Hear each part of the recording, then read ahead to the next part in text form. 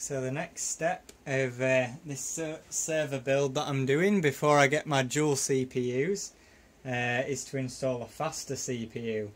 Now, the CPU that I'm going to be installing is this Xeon here, which is a X5460.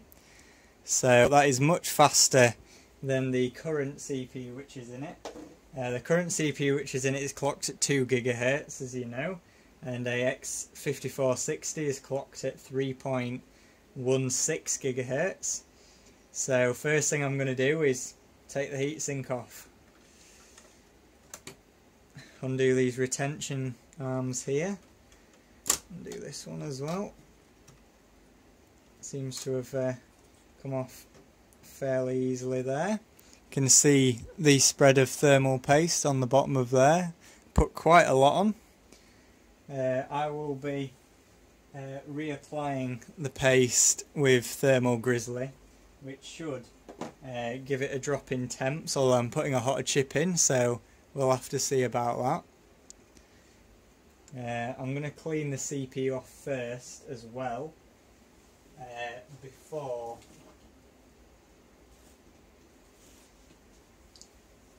before I take it out of the socket, because it's much easier to clean the CPU in the socket while it's being held by the surrounds of the socket. The thermal paste that's on it is pretty dry, quite hard, not particularly nice.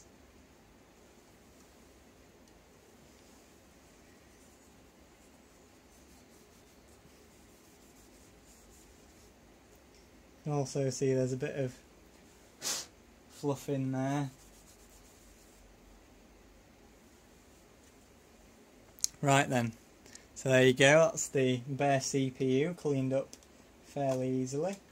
Lift the retention arm up.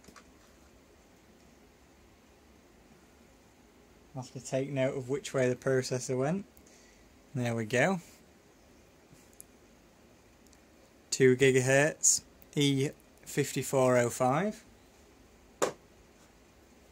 Now, I have currently got a sticker on this X5460, as I have modded my LG 775 boards to fit 771 CPUs, so that's why I had that sticker on there.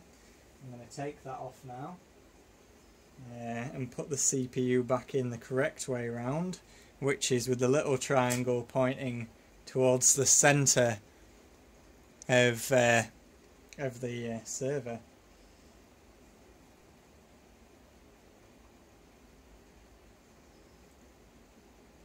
That's it.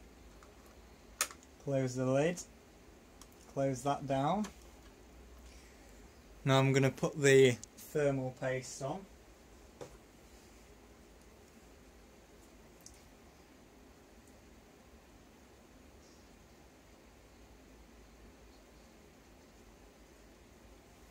Should be enough.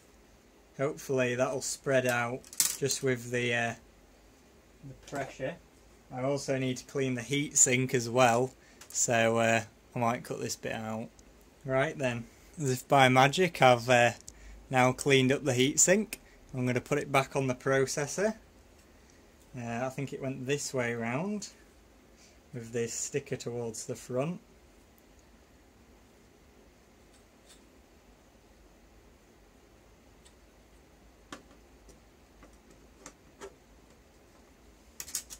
Going to put the retention arms down, both at the same time. There we go, installed. Now I'm going to put the baffles back on, or the air directors, whatever you want to call them. HP calls them baffles. That's baffling as to which way they go around.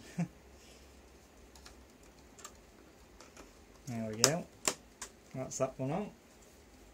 Also has a little Allen key in there with a Torx head on it. I presume that if we're doing the outside bolts, but Yeah, I didn't notice that service tool, it says.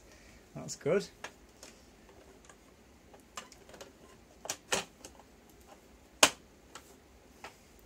Right, it's ready to rock and roll. See how it performs. So I have the new Xeon installed, booting up for the first time.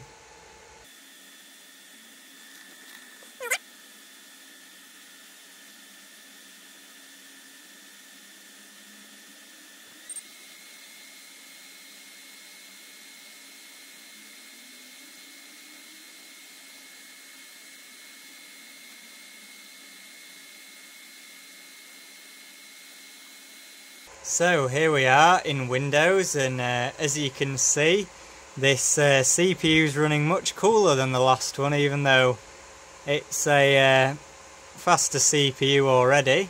So that's good. I mean, the idle temps are down about 10 degrees on the last one. The last one was idling at 40 on 2 cores and 50 on the other two.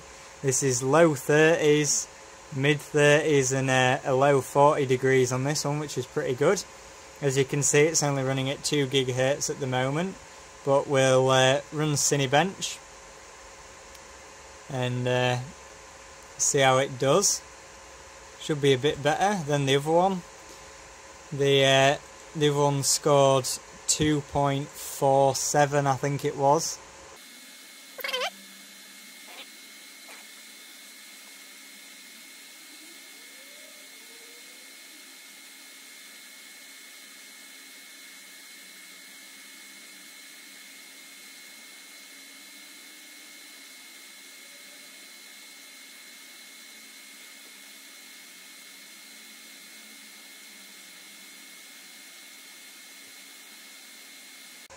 So it looks like this CPU does run a bit hotter with it using more power. That can be expected. It does actually idle a lot cooler than the other one now that I've put the better thermal paste on it. It's also quite a bit faster, 3.74 points. That's a lot faster than the other one. This is a 120 watt CPU as opposed to 80 watts though, so it's fair enough that it runs hotter.